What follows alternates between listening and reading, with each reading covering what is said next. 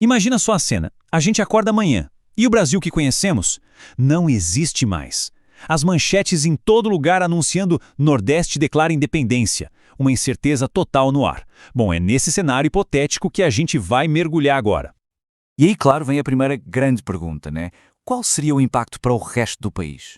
Como o Brasil lidaria com a perda de uma parte tão, mas tão vital de si mesmo? Mas, claro, tem o outro lado da moeda. Será que a região teria fôlego, teria força para se bancar como um país independente, próspero? A ideia aqui é justamente essa: explorar os dois lados dessa questão, que é bem mais complexa do que parece. Olha, essa ideia de separação pode parecer meio radical hoje em dia, né? Mas, num Brasil tão polarizado, vale lembrar que a história do país já teve vários momentos em que a região Nordeste bateu de frente com o poder central. Não é uma ideia que surgiu do nada. Ok, mas antes de a gente continuar especulando, vamos colocar os pés no chão. O que é de fato o Nordeste? Vamos deixar o "esse" um pouco de lado e olhar para os números, para os fatos, para entender a dimensão real da região. Para começar, a gente está falando de uma área, nossa, gigantesca. 1,5 milhão de quilômetros quadrados. Para você ter uma ideia, isso é quase 18% do território brasileiro inteiro. E morando nessa área toda, 57 milhões de pessoas. Isso mesmo. Quase um terço da população inteira do Brasil vive no Nordeste. Então, aquela ideia de que é uma região pequena ou com pouca gente, simplesmente não é verdade. É uma potência demográfica. E para ter uma noção ainda mais clara do que esse tamanho todo representa, olha só essa comparação. O território do Nordeste é maior do que o da França e da Alemanha somados. É muita coisa. Certo. Em tamanho e em gente, já deu para ver que é gigante. Mas e a economia? Será que um Nordeste independente conseguiria se sustentar? Aquela velha história de que a região vive só de repassos federais? Será que é isso mesmo? Bom, vamos aos fatos de novo. O produto interno bruto da região é de cerca de R$ 1 trilhão. É um número que, por si só, já mostra um peso económico gigantesco. E o que esse R$ 1 trilhão significa na prática? Significa que, se o Nordeste virasse um país hoje, ele já nasceria com uma economia maior que a de Portugal, maior que a do Chile. De cara, já estaria entre as 60 maiores economias do mundo.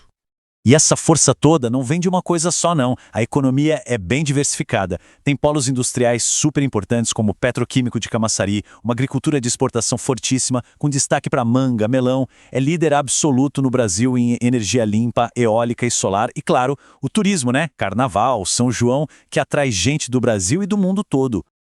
Ok, já entendemos a força do Nordeste. Agora, vamos virar o jogo. E o Brasil? O que aconteceria com o restante do país se perdesse essa potência toda?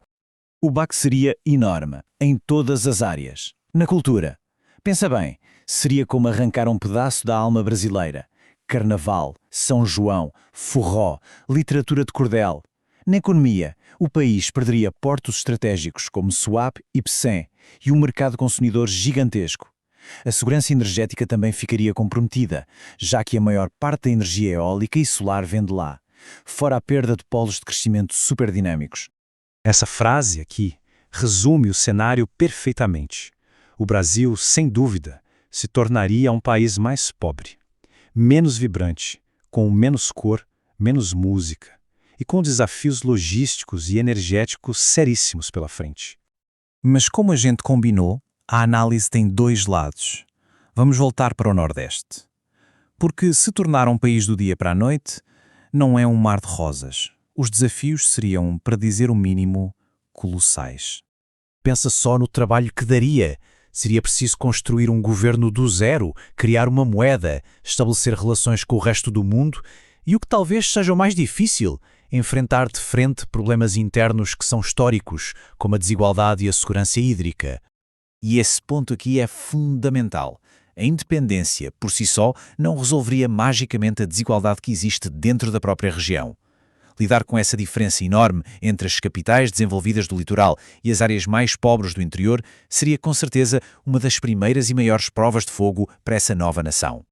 Pois é, depois de olhar para os dois lados, prós e contras, talvez a pergunta principal não seja se a separação é viável ou não. Talvez o debate real seja outro.